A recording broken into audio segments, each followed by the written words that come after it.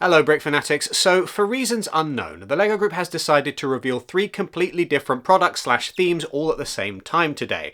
And it's unfortunate to look at all of these together, because if you do take them all in as a collection, they're all, in just some small way, a little bit off. Some of these issues are bigger than others. You've got the LEGO Ideas Steamboat here, which is absolutely brilliant, really big, detailed steamboat, absolutely fantastic. The only real problem with it is that it's difficult to gauge how much of the LEGO fandom is going to care about it. Not really worth worrying about if it weren't for all these other things as well. Then you've got this Avengers diorama at a price point which is, and I'm choosing these words very carefully, taking the mickey. Finally, you've got LEGO Bluey, which... Sorry, it takes a second to adjust to this thing, right?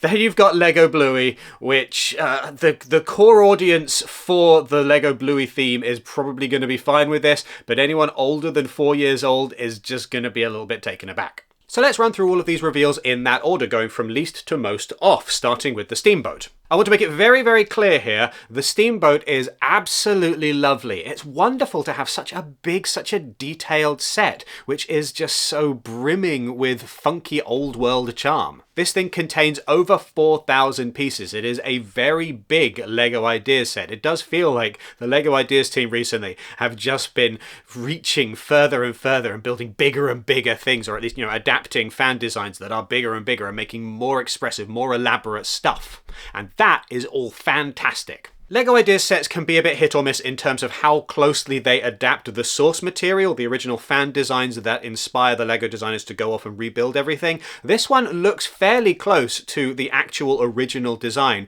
from Aaron, aka CTD Power. There's really nothing negative to say about this LEGO set. It's pretty darn good. The only real issue is how your eyes just can't help but glazing over and drifting, wandering back to...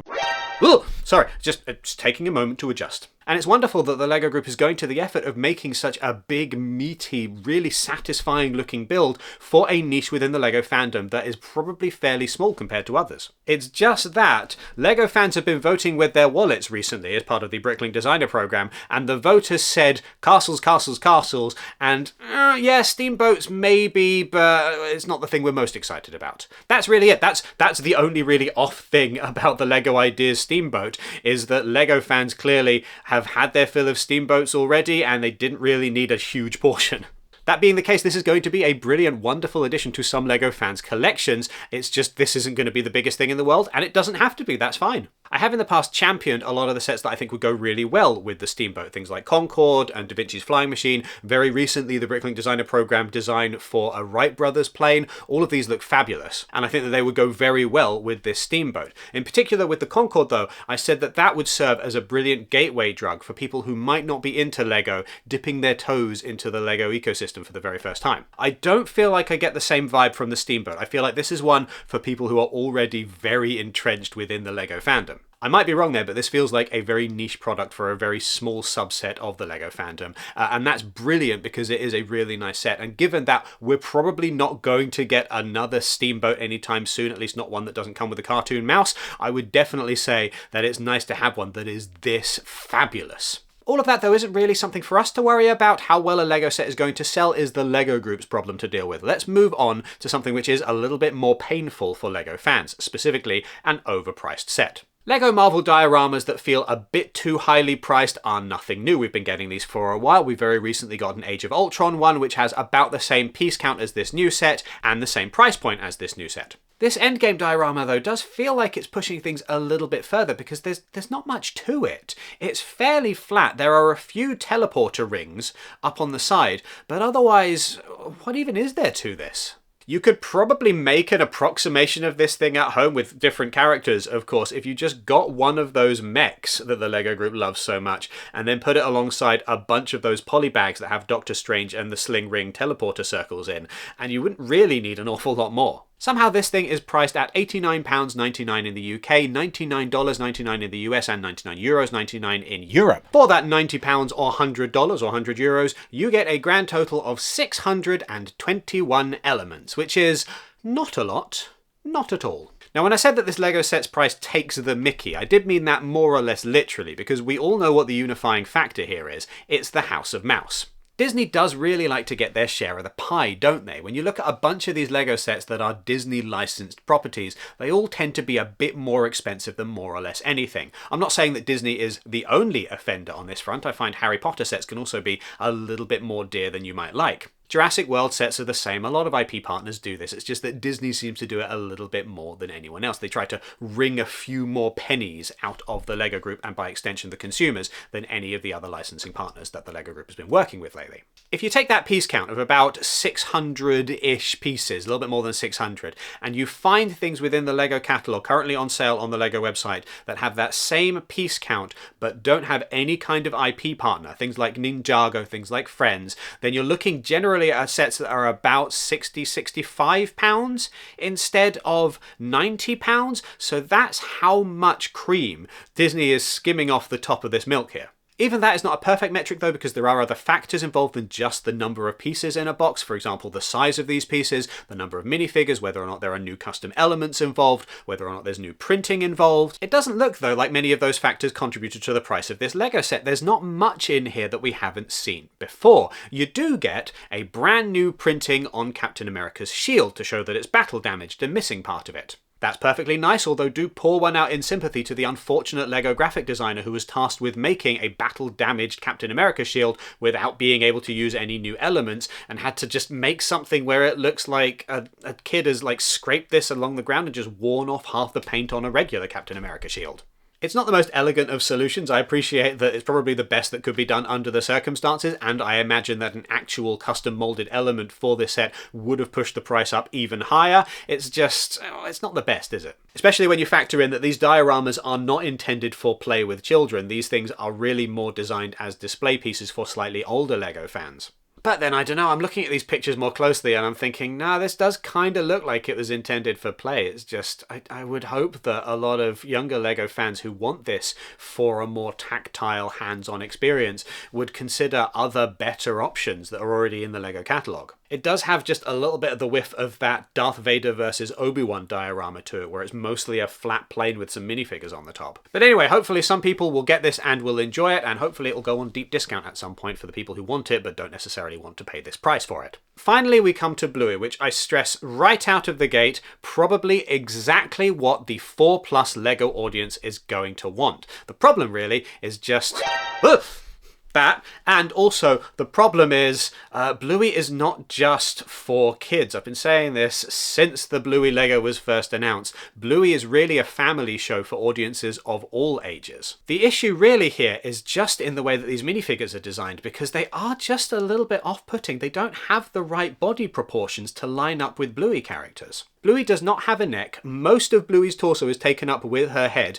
and that is very different to a minifigure which just has a custom molded head element on the top. Looking at Bluey and looking at all of the licensed Lego sets out there at the moment, I feel like a better comparison would be something like Minions. Minions are very similar in their silhouette to Bluey. They've got these big long rectangle bodies, they're mostly head, there's no neck, and the Lego version of Minion characters is absolutely perfect. I think it's really clever and very well done. Something similar to that would be perfect for Bluey, or indeed something like, say, Taz the Tasmanian Devil in Lego form, where he's mostly head. It's a big old headpiece that clips over part of the torso. The same for the Bogeyman minifigure that we got in the latest series of collectible minifigures. Or going back further, you've got the Yeti, this kind of idea where part of the torso for the minifigure is made into the mouth and head for characters which have really big heads. And I think that that works very well, and that could have worked for Bluey as well, but instead they've gone with just the head on the top, and the Bluey minifigures as a result feel a little bit weird. Now, I did a little bit of cowboy market research on this. This is entirely anecdotal, but I showed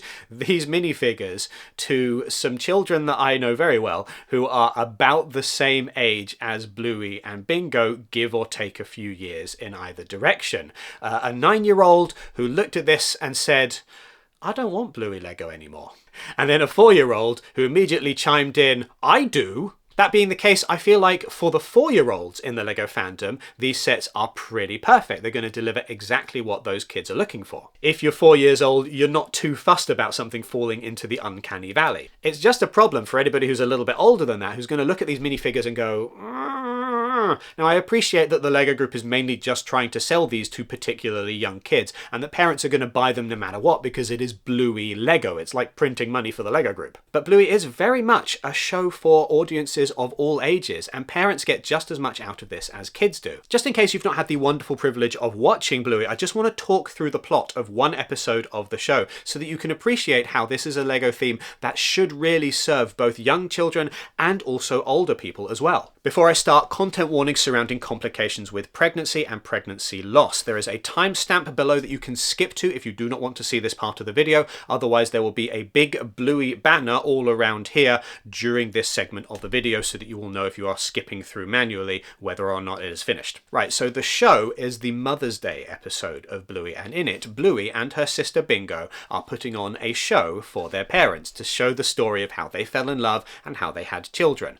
During this episode, Bingo, the younger sister, is concerned that she always gets things wrong, that she just makes a mess of everything, and she's really anxious about this. Bluey tries to encourage her anyway, and they put on the show. The two parents, Chili, the mother, and Bandit, the father, sit and watch the show, and they're having a good time, and they're joking, and they're laughing, and they're pretending that they're at the theatre, and that this is a very special show, and the girls are putting in all kinds of silly jokes, like saying that the couple went to the dump in order for Bandit to propose to Chili, etc. At one point, Chili mentions that they first met at a party in London. The girls get really excited and put on like a tea party with the Queen. Chili says, "I don't remember the Queen being there," and Bandit says, "You wouldn't," implying that Chili was incredibly inebriated when they first met.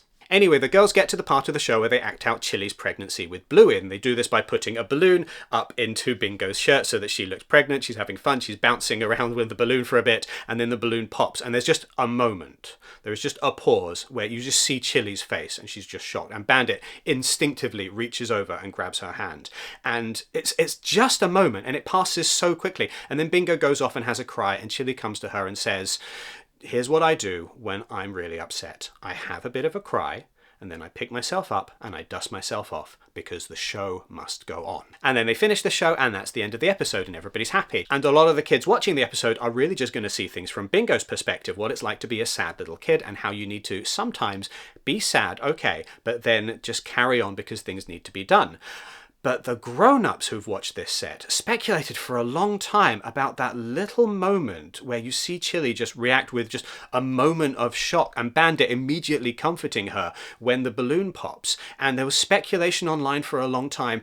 Is this about miscarriage? Did Chili have a miscarriage? Is this something very personal to their family? And the creator of the show and the writer of the episode, Joe Brumm, has come out and said, yes, this is about miscarriage. This is about sometimes as a mother, you have to have a bit of a cry and pick yourself up and dust yourself off and carry on because you've got other kids to care about, even if you're having issues surrounding pregnancy yourself. This is an incredibly mature and grown-up thing to be in a cartoon which is on CBeebies, which, if you're not from the UK or from parts of the world where CBeebies is shown, this is the preschool TV channel. That's it, that's the end of the content warning. We're not going to talk about anything like that again. This kind of approach, though, is common throughout all of Bluey. Episodes of Bluey are designed not just for kids, but also for the parents who are watching these shows with their kids. In fact, if you go back to the original pitch for Bluey, apparently when the pitch was made, here is the show that we want to make, the executives who were watching this were like, we don't know who this show is for. Is it meant to be for the kids? Because it feels like it's more grown up than that. And they went away and retooled it and made sure that it felt a little bit more kid friendly. And then you come to the Bluey Lego, which is 4+, and I think that that is absolutely perfect. I don't want to change anything about that. I'm not saying that we need an 18+ Bluey set. I know that I've spoken in the past about the Lego Ideas project that is Bluey and that is aimed at an 18+ audience, and I'm putting that to one side. That was clearly not going to happen here. 4+ is the right way to go because you want everybody in the family to be able to play with these Bluey Lego sets together. The problem is just that with these designs, I don't feel like everybody can enjoy Bluey Lego in the same way that everybody can enjoy the Bluey TV show. There's a hard limit to how old you have to be before you start aging out of these things. That doesn't necessarily need to be the case for a 4+ Lego set, and indeed if you look at the Bluey Duplo sets, these figures are a lot more palatable, and I showed these to said 9-year-old and she said, yeah, I want the Bluey Duplo, I'd rather have that than the Lego. To a certain extent, I'm also not thrilled with the design of the house. This is what Bluey's house looks like in the cartoon.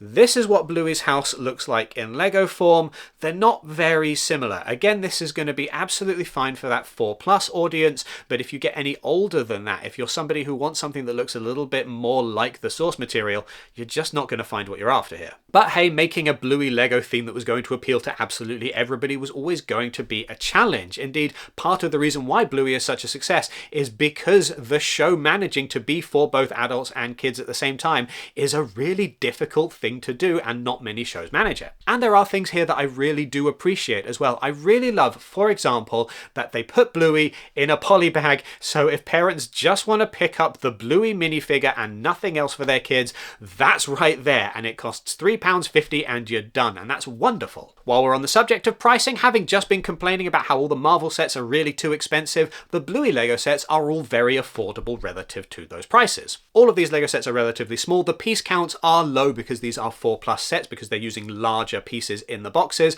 but I definitely feel like you get more for your money with the Bluey theme than you do with that Avengers diorama. That is a really nice thing to have, and I really genuinely appreciate that. And I'm aware that part of the reason why they were able to keep the prices for these sets low is because really the only custom element in the Bluey sets is that head mold for these characters. You've got Bluey's family, who all appear to be using exactly the same mold, and then you've got Chloe over here, the Dalmatian, who has her own separate mold, and that's it. Otherwise, all of these elements have been used before in other things. It might have been nice to get a few more custom molded elements, like a custom molded Chattermax, for example, would have been better than just a minifigure head, because you know that the first thing a bunch of kids are going to do with this is take off Bluey's head and put Chattermax's head on Bluey's body. But I'm not really going to complain too much about that because of the trade-off. Because these are 4+ sets, there are no stickers here to worry about, and that is brilliant. And I love some of the graphic design that has gone into some of these elements. Some really, really nice little tiny references here and there that I think are just fabulous to have. All in all then, a bit of a mixed bag for today's reveals. I would say all of these Lego sets have something good going for them, some more so than others. All of them have something to just complain about a little bit, again, some more than others.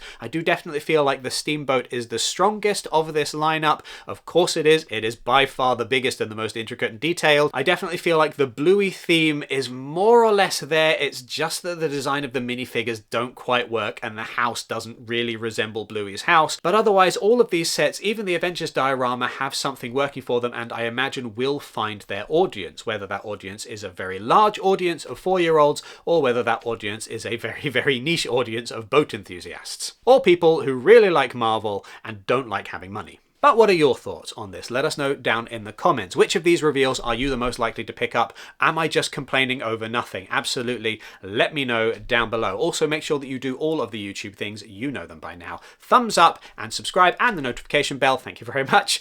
Do make sure that if you are going to be purchasing any Lego from the Lego website in the near future, that you use the affiliate link down in the description, or the QR code, which is currently on screen as they take you straight to the Lego website. We get a percentage of the sale when you make a purchase through those links, but it doesn't cost you a penny extra. Helps to keep the lights on at Brick Fanatics. Do go to the Brick Fanatics website, by the way, for way more coverage than we can manage in this video of all of these Lego sets and far, far more, and sign up to our newsletter so that you never miss anything Lego related ever again. Thank you very much for watching and have an absolutely wonderful day.